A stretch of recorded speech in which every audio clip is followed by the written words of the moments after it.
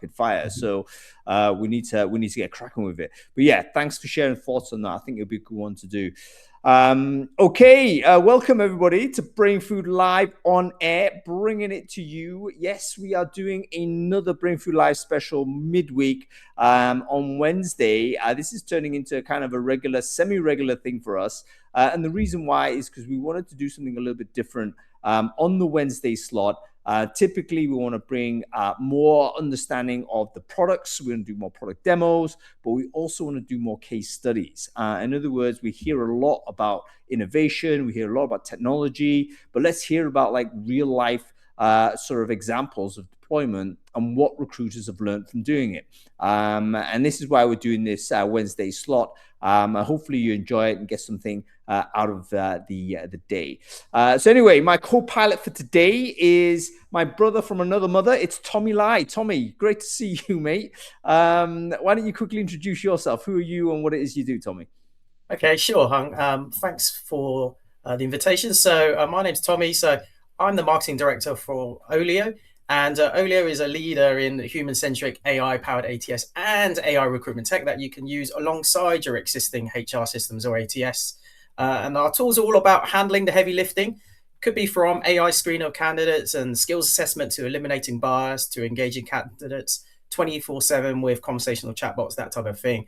And it's all about freeing you up, freeing recruiters up, recruitment teams, the wider teams to focus on building genuine connections and making those crucial nuanced hiring decisions that only humans can make. So it's all about technology that's fairness, transparent, and compliance. So we're not here to replace humans. We're here to support humans. So Yeah. that's me, and that's what we do. Fantastic stuff. Great to share, Tommy. And Olio are actually quite well known within the industry. Sort of, there's lots of sectors, in fact, that Olio have got great sort of reputation and penetration with. And where are those areas, Tommy? Like where you guys are particularly strong? Okay, so we serve all sectors, but we're particularly strong in financial services, public sector broadly, early careers hiring, and actually we have particular great strength and depth and heritage in police recruitment as well. And I believe the current stat is something like almost 70% of England police forces use Olio systems and technology, and 100% of Scotland and Wales. And hopefully soon other regions and countries too.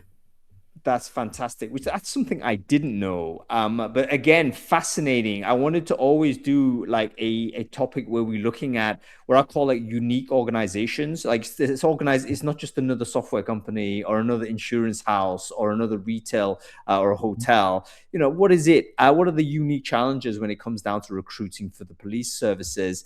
Something I don't know not anything about, but I'm very excited to learn more about it today. That is the topic of today's show, folks. How do police services recruit? Particularly, we've got some experienced TA leaders coming in from Police Scotland. I think Derbyshire Police Force as well. And we're going to talk about, okay, how do we recruit? By the way, bit of context, 250,000 people work for the police services throughout the UK.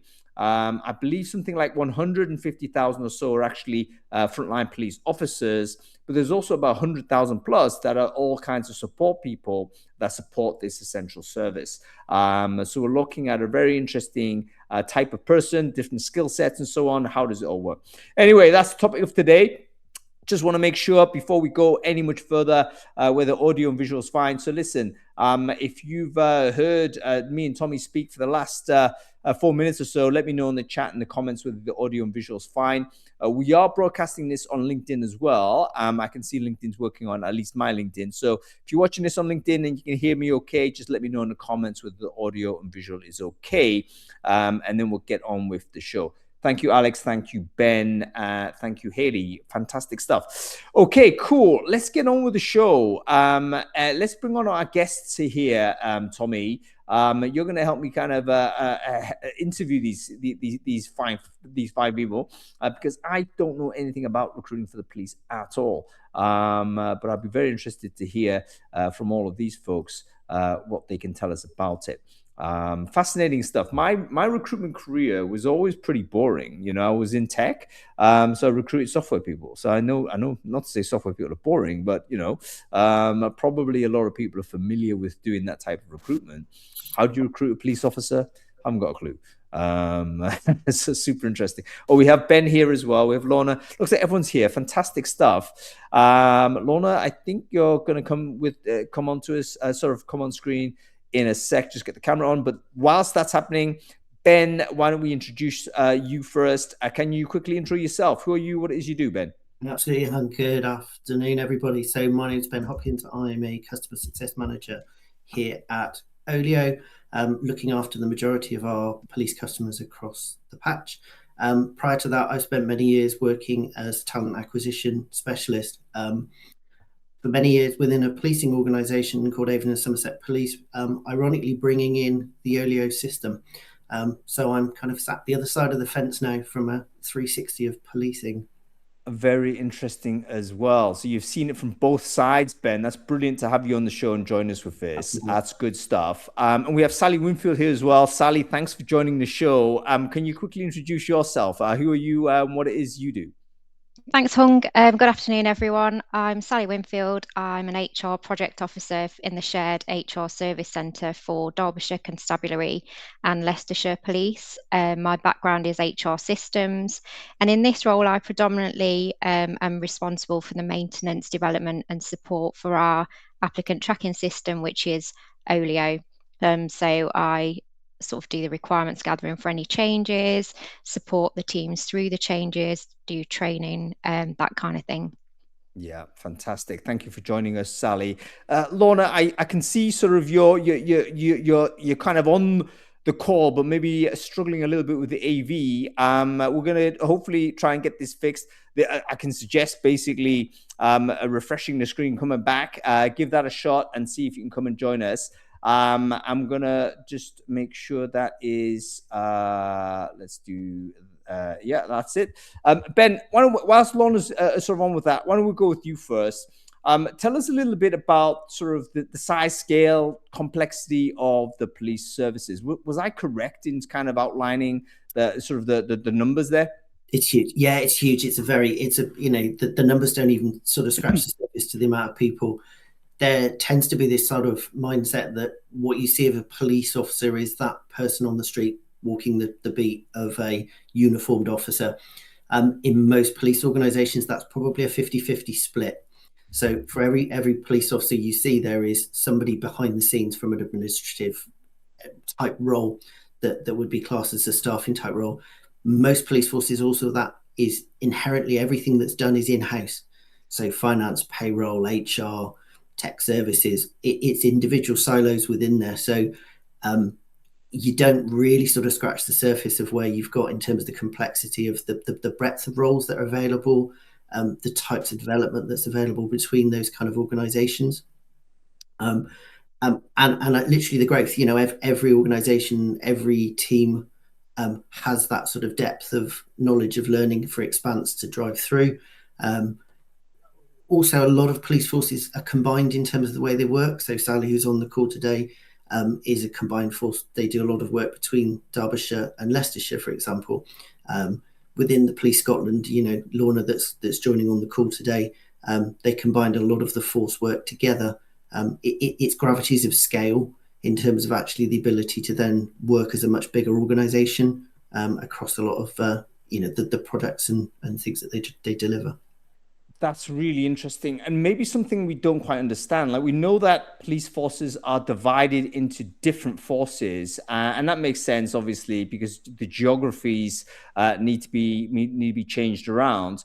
But are you saying there's essentially some shared services going on in between certain forces? Absolutely. Yeah, absolutely. So how does that work? Is that like basically bilaterally negotiated? Like, for instance, Sally, does the people in Derbyshire have a chat with somebody else, in a local, sort of a neighbouring force, and you make that bilateral agreement, or is there some sort of top-down thing which makes things happen? Our agreement is just for HR services, so it's just the HR service centre that's shared between the forces. So the forces are separate, it's just that function that's shared between the two.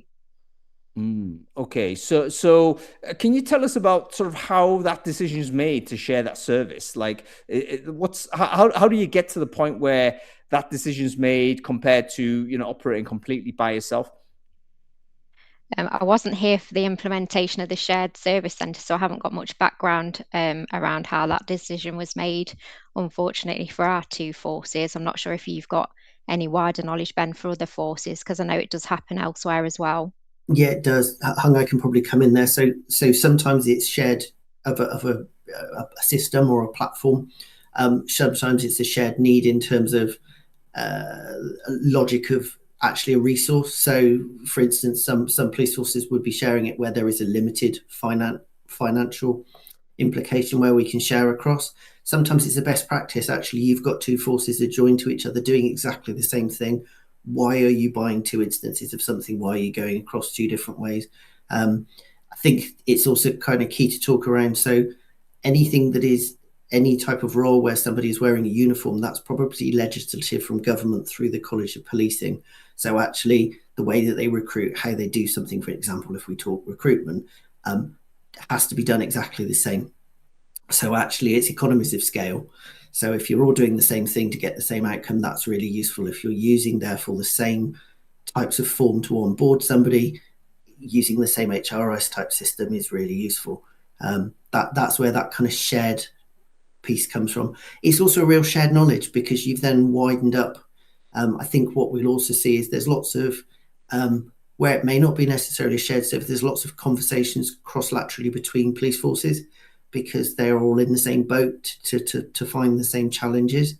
So actually being able to communicate with each other, there's lots of regular interdepartmental meetings across. It's not I guess not a blinkered shared approach. It's very much how are we achieving this, whether it might be a complexity of financial constraint, whether it's a scared resource, those kind of things to help drive forwards the efficiencies. How are you doing something? Those time of shared service pieces are really key. Yeah, really, really interesting. And I guess from a like a technology point of view, it obviously makes sense to leverage sort of the group buying power of the entire sort of organization, particularly how sort of I'm thinking of recruitment. A lot of products are sold on, per seat subscriptions or numbers of all, the size and scale. So the more you buy that way, in bulk, the better it is per cost per unit, cost per customer. So I guess that maybe makes sense also on buying stuff like ATSs, for instance, and getting better deals across the piece. Okay, super interesting. Let's talk about things on the hiring side. Recruitment challenges are unique to sort of police forces. Oh, we have Lorna joining us. Lorna, how are you doing? Oh, we have some audio problem there, it seems. I think, Lorna, you can hear us, but I'm not sure we can hear you. No, I think audio is no good for Lorna right now. Let's see if we can fiddle with that a little bit. Don't worry, Lorna. We'll get this sorted.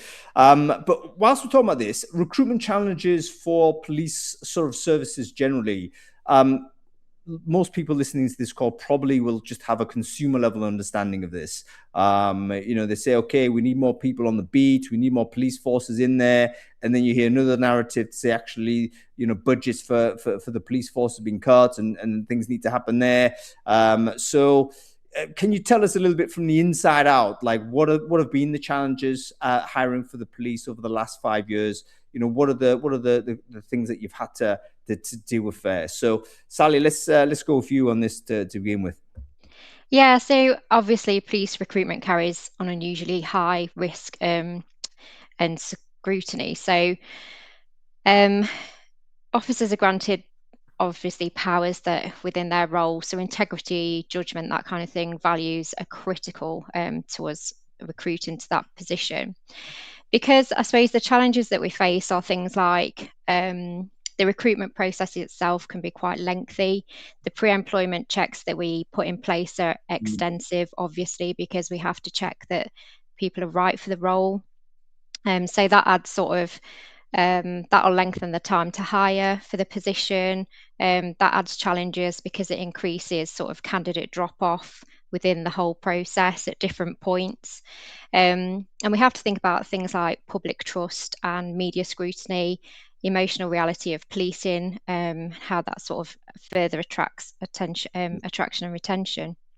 Yeah, really interesting. Can you give us an idea of what the length of the cycle is? Because I think everyone would agree, of course, you need to have very stringent background checks and stuff like this. But what would be the typical time to hire, let's say, for, I don't know, an entry-level person and on the as a frontline police officer? I haven't got that to hand, but it varies obviously because of role type. So it differs, like you say, police officers will be longer than a police staff member because there's different assessment sort of sections as you go through. So there's assessments and interviews, then you get through to pre-employment checks. Pre-employment checks themselves can take up to sort of 6 to 8 weeks, if not more, depending on the candidate's history and that kind of thing. So it just depends on the candidate and the role that we're sort of recruiting to. I don't know if you've got more figures, Ben, around specific times to hire. Yeah, I mean, I can give an anecdotal, Hung, is that Sally's probably covered there, but you're probably looking at a window of probably 4 or 5 months as an entry level for a staff role. A uniform role could be anything between 6 to 12 months to not only just align for all those checks, but then actually an intake. So when you're recruiting for a uniformed role, they are going on to a training course for a number of years that they will do a split of I'm being trained, but also I'm learning in the field. And actually, you need to be able to make a class of those up. However you refer to it, it's an intake of a number of people, and you need to align those. So I think Lorna just did a very big nod on her screen then. Great. You're looking between, it can be anything up to a year, and that's not unheard of. So that's the piece which brings back that piece of how do you stop that dropout within 12 months? Because if I said to everybody today on the call, where are you in 12 months' time? If you apply today for a job, it really is an eye-opener. And actually, certainly when I first joined the police force, having come from a very agile recruitment background, my jaw hit the table. So anything you can do to squeeze that by hours, days, weeks is a huge impact. Also, we talk about candidate relationship, candidate experience. That's a totally different story when you're talking about this length of time to hire. You can't just have a flashy sort of experience. You've got to have a continuous kind of relationship with people to make sure that they're coming to you carry them with. And of course, it just occurred to me that basically because of the length it takes for people to get through, presumably most people are kind of in-work candidates, aren't they? Because if you're unemployed and looking, you probably can't you probably can't wait around for it. So you're probably in work doing something else, and then that's bubbling away in the background, and then you would come in to join. Absolutely. And flip that, dare I say, if you're neighbouring to another police force, the competition internally politely is why could I not apply to one if not the other? So you could be politely going through for 2 applications at the same time, and the other place wouldn't know because it's the same eligibility, same criteria. Certainly from a English forcing wise, Lorna, I guess, from a Scottish perspective, might see it where the force location borders. Sally, I know from a Derbyshire and Leicestershire perspective, you've got the framework around of other police forces. So it's a lovely thing to be part of a huge, big conglomerate, but you have also your external competition of your neighbouring police force. Very interesting. Lorna, can you hear us? And we're still having voice issues, I'm afraid to say, with Lorna. Lorna, I wish I could suggest better things, but I can only say, can you refresh the browser? I mean, this is the level of IT support I can provide, I'm afraid. It worked for me earlier, so fingers crossed. Yeah, it might just be a browser refresh. Because I think we can see the video fine, but for some reason, no good on audio. But whilst we're talking about this, I'm assuming that the forces don't share candidate data. Is that correct? So you've got a different instance of an ATS, even if it's the same ATS or different, it's completely separate. There's no sort of, okay, we've got this guy or this girl in process, please keep away. You just don't know. They're literally going through a flow separately. Absolutely. Yeah. So they're very much silo, no different than if you were applying for a retail job and you applied for Tesco's and Sainsbury's on the same retail part. They are, they both sell food, I guess, is the the complexity level there. Yeah. Okay. Very interesting. I want to talk about seasonality. Does it go like, do you hire cohorts of people in a season, or is it like, okay, we as and when we need with attrition, or do you pre-plan it? We're thinking, okay, we need to increase our force numbers by 100 this year, therefore we've got it all organized, and it works similarly, let's say, to a graduate recruitment scheme. How does it work? Do you want me to go first on that one? So for ours, our recruitment manager and team plan using a campaign plan. So they'll have requested figures or required figures that we'll need to maintain. And they'll plan ahead throughout the year and continuously plan ahead. So it's like a rolling campaign plan based on the targets that we've been set, and obviously set against attrition as well. So you've got to plan ahead as what we're looking for, but also take into account the attrition you may have during that period as well. And we'll plan that out for cohorts. So we'll have campaigns open, which will be a vacancy open, and then that will fill the planned cohorts that we've got for the near future. And obviously, as Ben mentioned earlier, because of the length of the potential applicant process, people do move between cohorts as well, as per we will fill a cohort as people are ready and get through their pre-employment checks. Can we just quickly talk about the that human experience there? Because you talk about these cohorts, and you've already referenced it can be quite a long application process. How do you optimize that? How do you optimize that journey for someone, and how do you ensure it's a good candidate experience? So from our side, we have spent the last few years sort of focusing on this. So we've taken feedback from candidate surveys, candidate forums, where they'll let us know about how their experience was moving through the recruitment process, specifically through cohorts as well. It's quite useful to gain their feedback because they're potentially in there for a longer period of time than other role types. So what we do is take that feedback. Recruitment officers are really good as well to pick up on feedback, either from from the candidates or from where they can see sticking points in the process as well.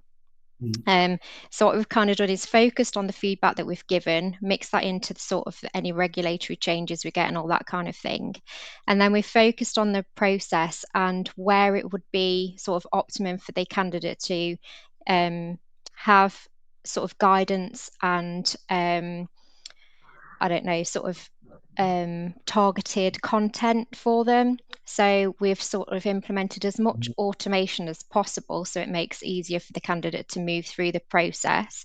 And we've also implemented functionality like Talent Engage, where at certain points in the application process, when the candidate logs into the recruitment system or applicant tracking system, they'll be presented with targeted content for that time. So for example, if they logged in at interview booked status, they'd see interview guidance, there'd be potential helpful videos that the force have created. And then sort of if you move into the pre-employment checks, you'll have guidance on the fitness test, helpful videos on that. So we've got some YouTube videos for that. And kind of tried to build up a profile of targeted content for that candidate at the right time. There's a lot of information that we can sort of push out to a candidate, and it's a lot to take in. So to be able to spread it out over the process as a whole has been really valuable for us, and it's made a really a big difference to the process for candidates because it's there as they need it.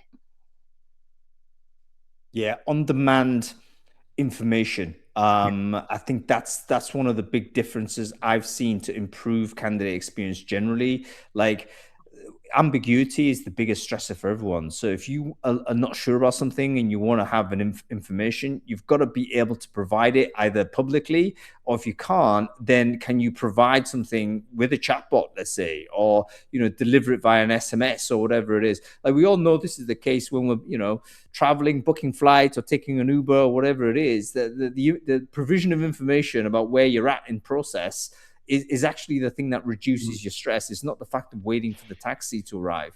It's just how long are you waiting? Where am I in stage? So yeah, Absolutely. very interesting. I mean, our aim is to reduce the anxiety that the candidate might be going through as they move through the process, and just to keep them engaged. So we've introduced things like automated, or not automated, but scheduled communications to the candidate. So when they pass certain stages of the process, they're updated at that stage as well. So obviously there are many facets to your pre-employment checks, and you can be sat in that status for a long time. So it's useful to then have an update to the candidate to say, great, you've passed your vetting, or you've passed your fitness test, or, you know, just to give them that engagement throughout the process, and just to let them know that, yeah, we are still here and we are still processing your application, and to give guidance at the right points as well. Yeah. The analogy I've got here is just the progress bar, isn't it? Like, you just want to, it's like you just want to see I'm moving forward. If I'm not moving forward, then just blast me out. That's fine. But you know what? Don't leave me with an ambiguous position where actually I don't know. Lorna, I do believe we might have you on AV, everything good and bad. So tell us, can you hear us? Right. Can you hear me now? Yeah. Yes. Brilliant. A round of applause for Lorna for battling with the tech for at least half an hour. That's beyond the call of duty. Thank you very much. Lorna, why don't you quickly introduce yourself? Who are you? What it is you do? So I'm Lorna Allison. I'm the e-recruitment systems manager for Police Scotland. I was previously a police officer for 30 years here in Scotland. My background is recruiting police constables. And I've since then moved into a new role where I'm the e-recruitment systems manager in Scotland. Yeah, brilliant. Thanks for joining us. And again, another person with experience, I guess, from different angles on hiring for the police. Let's dive into it. We've talked about sort of improvement of candidate experience and so on. Can you tell me how you've measured that in Police Scotland, Lorna? Because, you know, we all want to improve the experience of candidates, but how do we actually track it? How do we know it's working? And what have you learned from any sort of initiatives that you've applied yourself within the last couple of years that you know would work the next time if you're working in a different force? Yeah, so candidate experience is really important to us. And one of the main ways we do that is be quite bold about taking feedback from people. It's quite a bold thing to do, actually, when you're taking it from rejected people, because you have to be open-minded enough to take the bad and the good. So we do have a commitment to making sure that we have regular surveys built into our system electronically that present. And then we do have a governance group that looks at all the surveys on a quarterly basis. And then we have a group that goes and looks at it and decides what they're going to do with the feedback. And in actual fact, we do get trends within that feedback, and it's those things that we've used to make sort of service improvements for the candidate experience, or even just service improvements in terms of our process itself. It's really helpful data. So I mean, that's probably the main one. We try and listen to the people that are involved in the processes. I would say that's the best way we go about it. Yeah, brilliant. I'm gonna have to ask you about a trend here, Lorna. Is there anything you could share with us that maybe surprised you a little bit in terms of? I mean, our biggest feedback in terms of trends is frustration at the delays in the process. Time to hire. We do have people who move very quickly. I know you were talking about time to hire earlier on. Ours is very much based on location demand within Scotland. So some of our urban areas like Glasgow and Edinburgh are very, very popular. We have a lot of candidates, and therefore people wait for a longer amount of time. Whereas up in our rural locations, we are desperate for people to go and relocate up to some of the more outlying areas. So they tend to be recruited very quickly. So the feedback we get in terms of those people that are maybe waiting in the pipeline a bit longer than they would want to for their post. And there's certain bits of the process as well that cause that, sort of like vetting and background checks that are a bit of delays and things. So that's where we're trying to hone in just now to try and see if we can improve that and reduce that down. That's brilliant. Again, you've educated me here, Lorna. I didn't realize, of course, there is a location requirement for frontline police, right? There's a beat like you, and there's certain beats, I guess, are going to be more popular than others. Can you tell us a little bit about what makes a sort of a particular location popular? Is it? I mean, I would say a rural place would be better, wouldn't it? Like, it's like quieter. I mean, I'm not gonna get involved with like serious issues. It's like, I don't know. Yeah, I mean, so I think with that one, most of our population and an actual pipeline of candidates are coming from those areas. So if we are maybe suggesting to somebody that we need officers up in Shetland, for instance, we don't always get to recruit from the local community there. We do try and encourage it. But we quite often find that people have to relocate. So it's quite a big commitment to people to up sticks and move from the likes of an urban place like Glasgow up to Shetland, a completely different way of life. And the other barrier is that we quite often find that sometimes from rural communities, you don't want to work where they live. So we tend to get more people willing, need to relocate to those areas as opposed to people from the local community wanting to work as a police officer and live there as well. So there's a few things within that. Is the rule of thumb that big metropolitan areas are generally more applicants? So in other words, you've got the problem of dealing with over application, let's say, but then in the rural areas, the less obvious places, actually there's a shortage of candidates, and that's where you have to do different things to acquire. Exactly that. We have to work harder for our rural locations, do a lot more attraction. Whereas the likes of the sort of main belt in Scotland, where all the sort of urban areas are, we don't really do an awful lot there. We tend to be able to generate our applications, no problem at all, coming from there. Right. Ben, you're nodding your head as well. I think it seems to be a pattern. So I'm again assuming that changes your sort of attraction strategy, right? So do you bother advertising if you're hiring in London, let's say, or hiring in Glasgow because you're going to be inundated? Do you have another way to find candidate? Do you have to advertise actually? I mean, by law, you have to do it. So I think you have to appreciate a couple of things. You will get a vast number of dropouts for a number of reasons.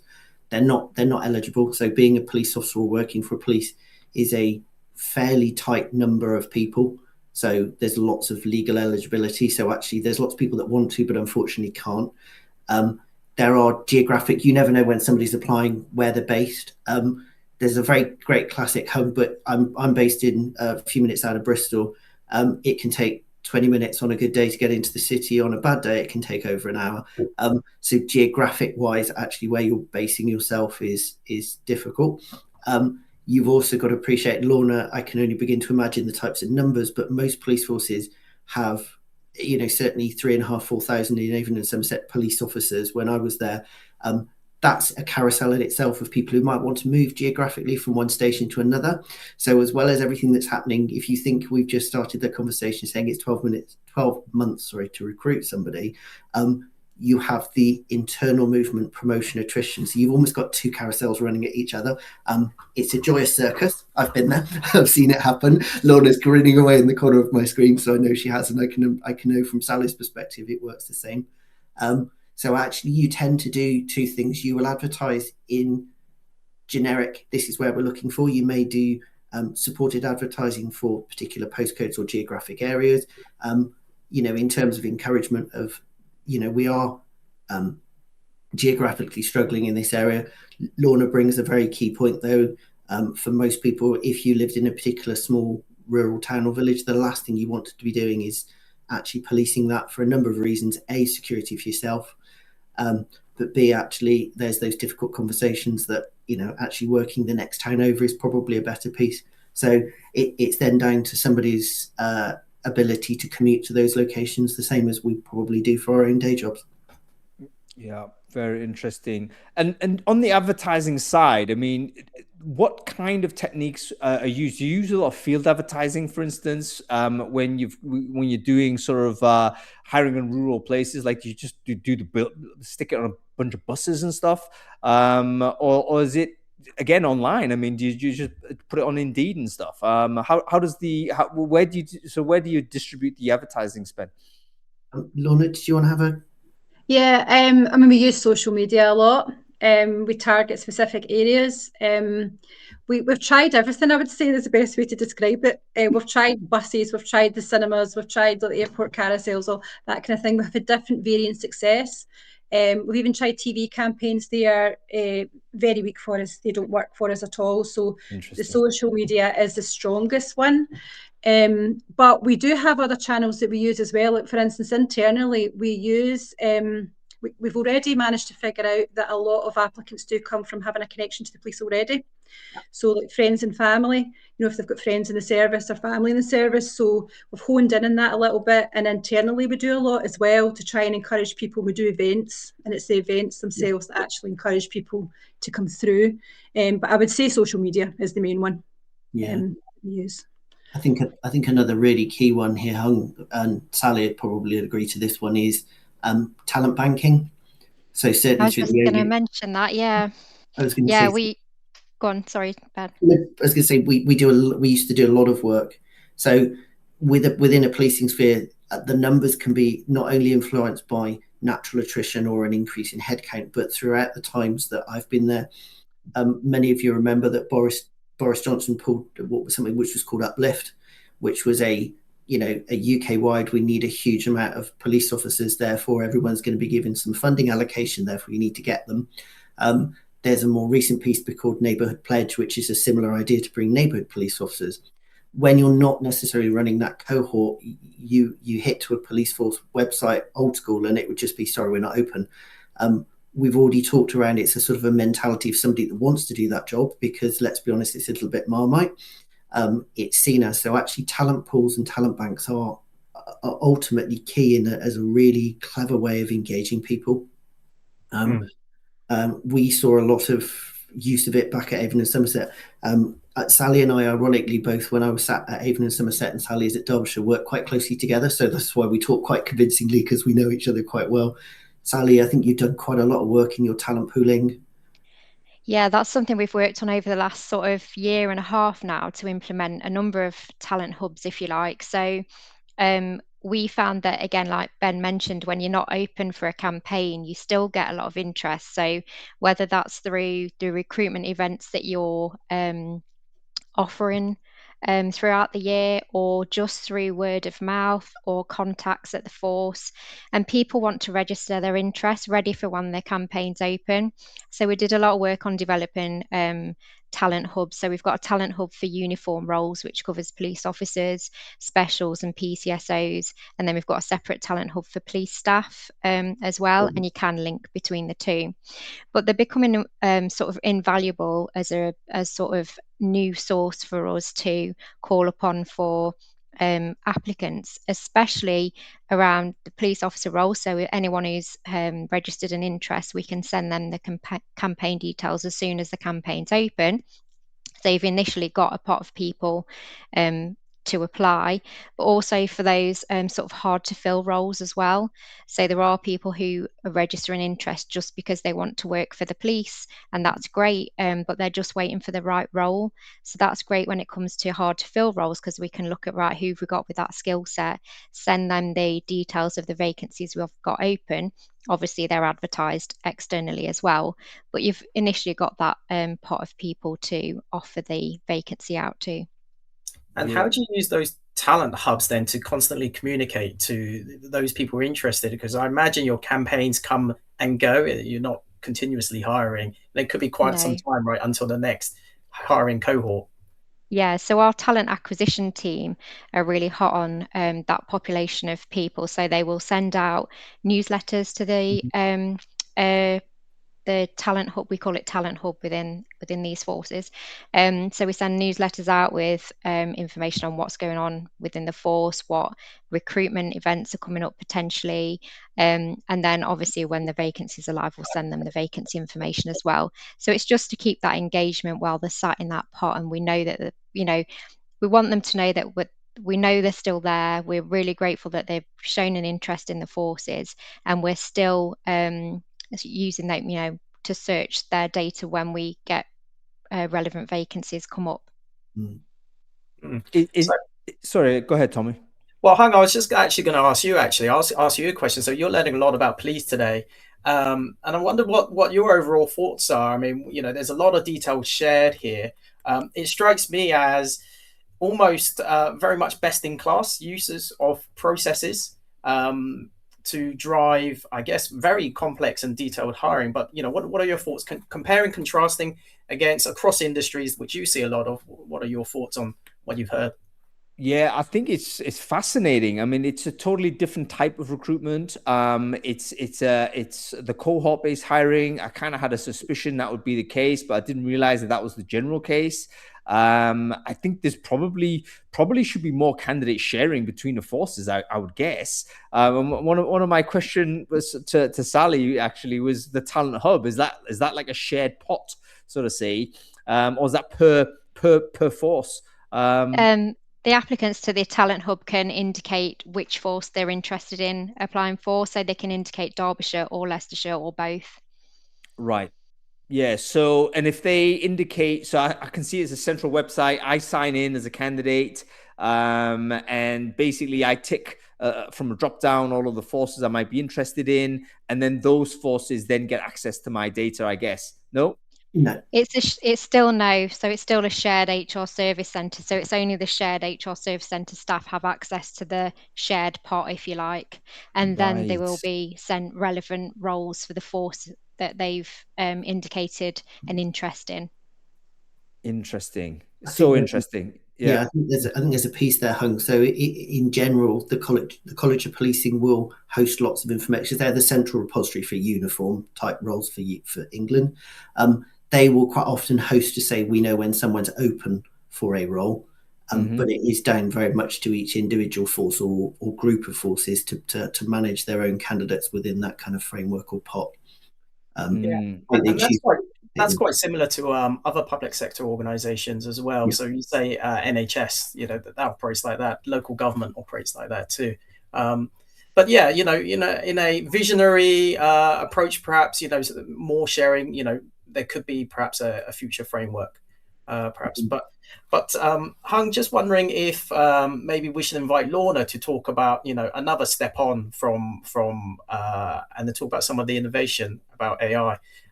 What's some of the challenges that Police Scotland were looking to solve, and then what solutions that they were considering, and then how they brought them in? Yeah, absolutely. I mean, that was one of the key things we wanted to explore. Like, it did strike me actually that AI could solve a lot of these issues. So, Lorna, I wonder whether you could take us through it. Like, can you give us a snapshot of like what the case was before, and then what's happened since then? Yeah. So just very quickly, we came from a very old-fashioned organisation with no technology at all back in 2020, 21, working from buckets and pieces of paper to having our ATS. We brought Olio into the organisation. And so we instantly saw lots of efficiency, lots of manual duplication of effort all getting removed. So once we had done that, we wanted to take ourselves to the next step. And that's when we started considering what other tools were out there. And AI was sort of top of our agenda for various reasons. And one of the main was we wanted to position ourselves as more modern, because we didn't want to be kind of stuck in the past, looking a wee bit clumsy and old-fashioned. So we thought that's a key way of making ourselves looking modern, but also solving some of the efficiency issues that we have. And one of the problems that we were trying to solve was this sort of duplication in effort in terms of administration of mailboxes. That was a top one for us. When we looked at our processes and where our pinch points were, huge effort in relation to common queries, common questions, repetitive information and queries coming into the organisation, and it was taking our teams a lot of time to respond to the same things, and so entered in our first project that we had in relation to AI, which was introduction of an AI chatbot. And we thought that would be a really good way of solving this problem, but also our first sort of step towards introducing AI tools. So that's what we did. Our project was very successful. It was quick and it was efficient and it was low cost as well.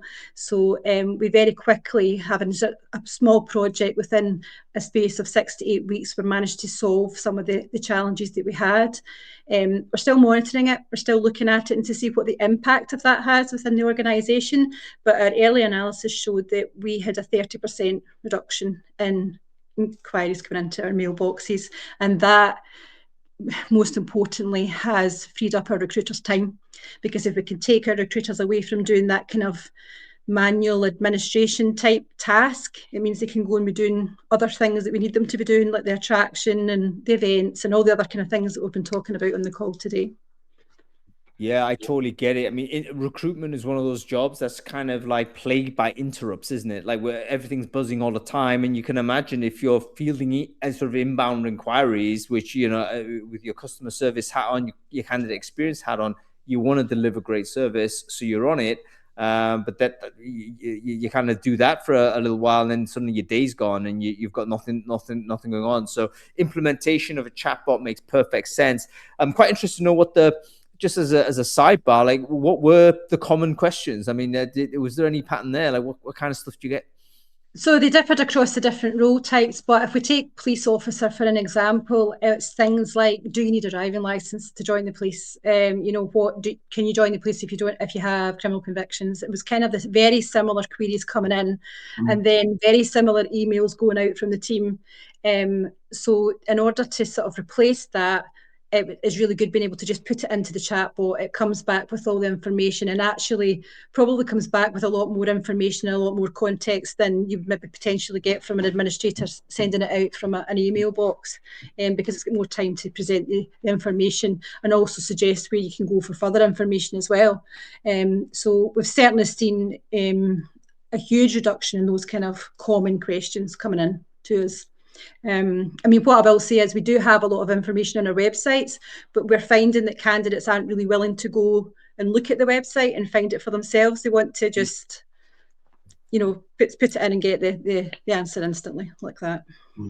Yeah. Yeah. I mean, behavior's changing. I mean, you know, as a marketer, I'm following the Google search trend and pivot from the old school classic search of trying to ask a question and then search through multiple search results looking for your answer. You click on kind of 1 to 10 kind of search results and go on the website, find the answer yourself. That's hard work, right? Compared to ChatGPT, Google Gemini, where you ask a question, it gives you the answer, right? We're all kind of starting to expect that sort of experience. So exactly what you said, Lorna. Yeah, I can imagine that. I don't want to look through 10, 15 links or paragraphs to find the answer. Just give it to me. Make it easy. Yeah, that's brilliant. Ben, go ahead, Ben. I was just saying, very interesting as that as well, because we've just talked, I think I said earlier in the call, but competitive market. Police is very much I want to be there or I don't, if two forces are open at the same time. If I can get my response through a chatbot 24/7, my thought of being an applicant drop-off is probably a lot less. And we're all used to instant nowadays. And I certainly know from a policing perspective, to come into a recruitment inbox, Laura, I'm not picking numbers for you, but it sometimes on a Monday morning, I remember it was hundreds. Yes. There were, we're not talking small amount, we're talking multiple inboxes with hundreds that somebody would then just sit and help to work their way through them. Whereas if you're taking 30% off, I can only imagine back in the day, I would have loved to have had that, because I can imagine the time, and actually great candidate experience. And the other thing just to bring out as well, we've actually got it for internal people as well. So it's not just external. And this is like our police officers who are serving police officers who are applying for different roles across the country. Now they're at their work 24/7. So they're actually applying for jobs or engaging with their recruitment processes in the middle of the night, or, at back shift or whatever, when the recruitment team are not traditionally at their work, because we're very much, a sort of day shift job. And so therefore it gave them that ability as well to have a kind of 24/7 chat, so they could ask questions about applications, that kind of thing. Where do they get support? Even just very simple things like, how do I contact for resetting passwords, that kind of thing. So that has also reduced dramatically the administration Monday morning nightmare that we all come into, that Ben talks about, that having to clear that on first thing at the start of the week, because we've got somebody else doing the heavy lifting for us. That's fantastic. In terms of sort of, I mean, I'm hoping, I'm guessing that a successful implementation like this, Lorna, would kind of make it easier for the acceptance of further innovation within the organization. Have you found that? And if so, what are the other areas that you're looking to potentially deploy some AI in?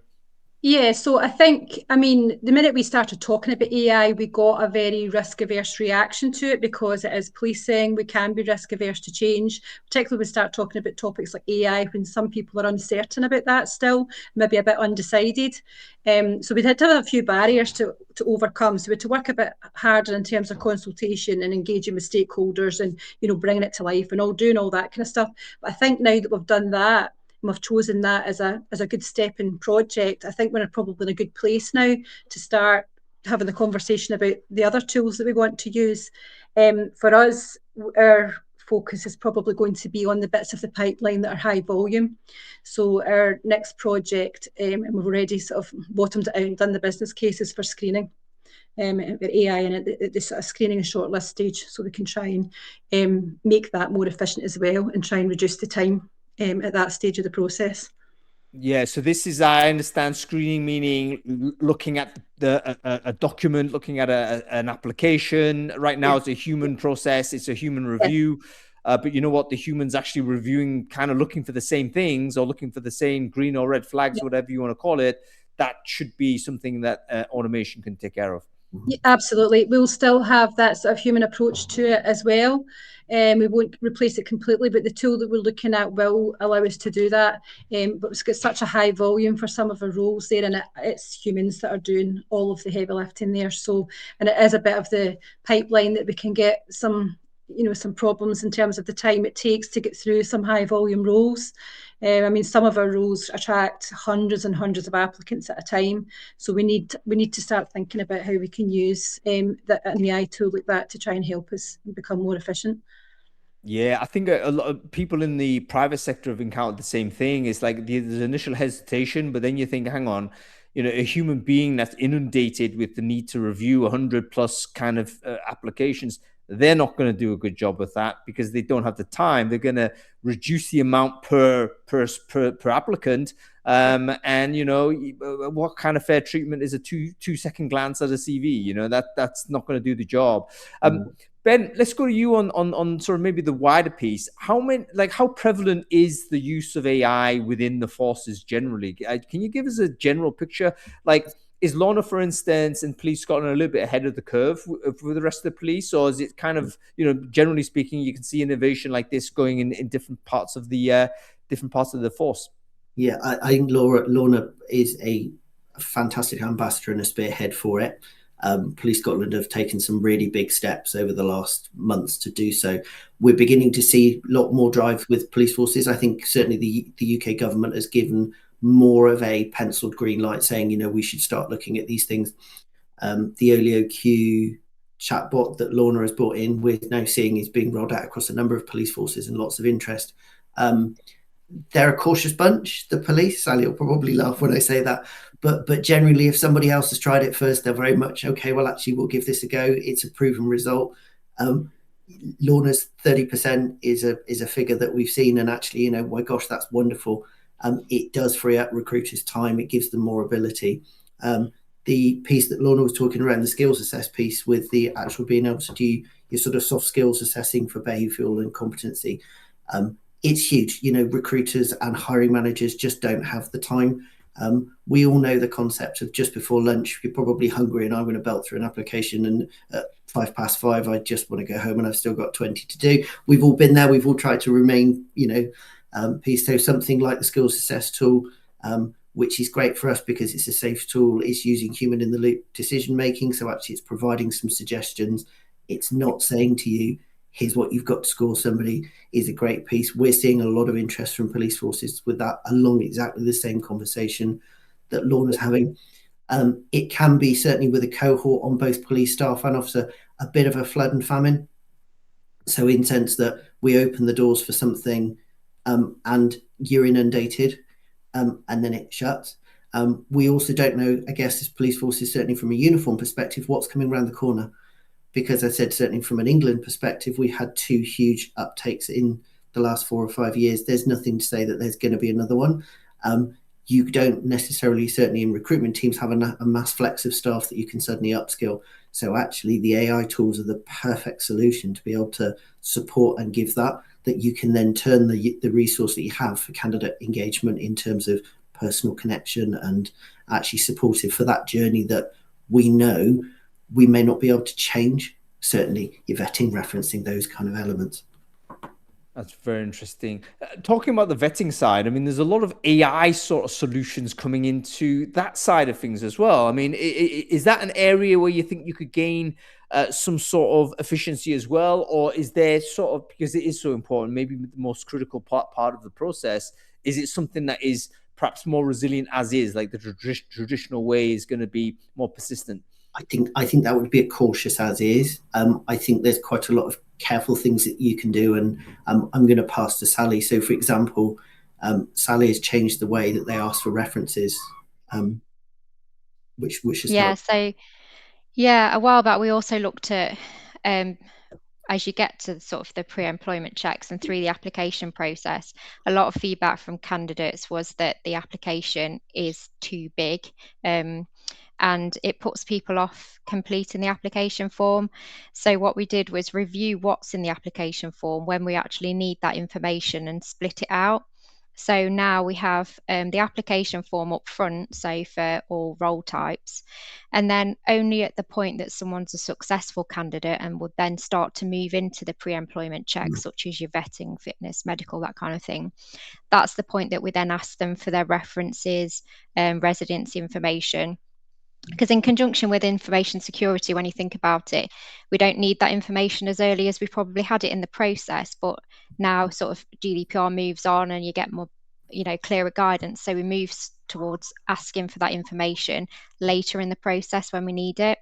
And that was great because it meant that we had up-to-date information at the point that we needed it, rather than asking for an application and then potentially not needing it for a few weeks or months.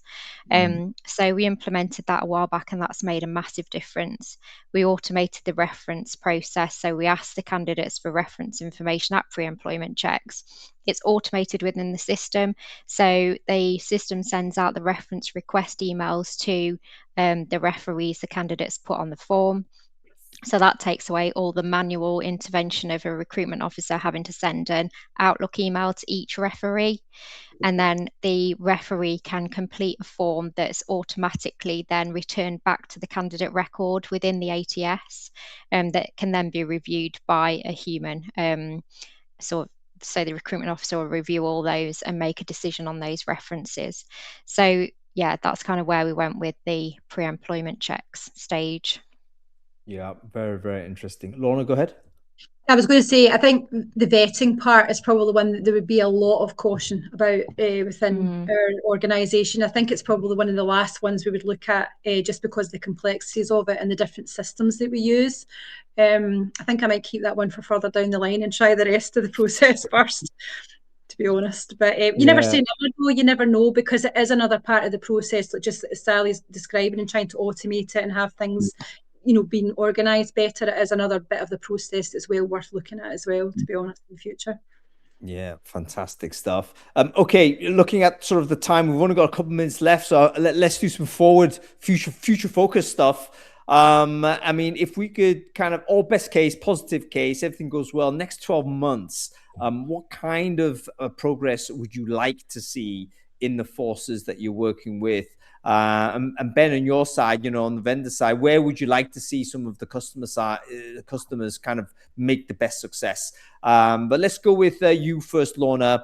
Next 12 months down the pipe, where would you like the Police Scotland to be if we had this conversation in 2027? Yep. In a year's time, we would like to have more AI tools live on our system. I think it's as simple as that. We want to be able to introduce them to the key parts, maybe one or two at least, moving on from our success with the AI chatbot, and then being able to evidence in a year's time how that's impacted on the time to hire and taking away some of that inefficiency that we still potentially have in our processes. So yeah, trying to get ourselves further forward with AI again in 12 months' time. Yeah, fantastic. How about you, Sally? Exactly the same as Lorna. So Lorna's obviously ahead of the game with the AI chatbot, which we're interested in. Same with the screening functionality and the interview functionality as well.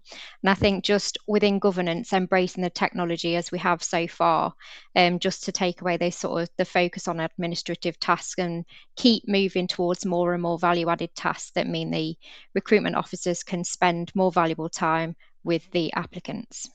Yeah, fantastic. And Ben, from your perspective, I mean, I guess looking at the whole sweep of it, where would you like to see the entire sort of police force be in 12 months' time? Small challenge there. Yeah, I think that buy-in to the AI adoption piece across all police forces, I think that needs to be driven far more by the government, and I think it's beginning to. But just getting all those teams aligned internally, your ICT teams, your recruitment teams, because actually people like Lorna have proven benefit. We have lots of examples of great time and efficiency savings. That it's all about cost and efficiency, and I think that would be a really good win for them. And also to make you seem more competitive as an organisation, because if you can speed up your process, you're going to get more people through the door. It's as simple as that. Yeah, and I can understand that internal competition between the forces, isn't there? There always is in this type of structure. So to be the best of breed within a certain class of part of recruitment, I think, is something that people will be competitive and a worthy prize to shoot for. Okay, fantastic stuff. Well, let me thank you all for joining us in this conversation. I feel like I've cost the country some policing sort of time here, so I really appreciate you spending an hour with us and educating me and everyone else about how recruitment works in the police force, and very promising to see technology innovation happening in this essential service. So Ben Hopkins, thanks for joining. Sally Winfield, thanks for joining. Lorna Allison, particularly thanks for joining and wrestling with the tech. We got there in the end. And Tommy Lai, thanks for being a brilliant co-pilot. It's been a great show. Hopefully you've enjoyed listening to all of this. Everyone's going to get a recording of it, but we'll leave it there for now. Thanks for watching, everyone. We'll be back later this week.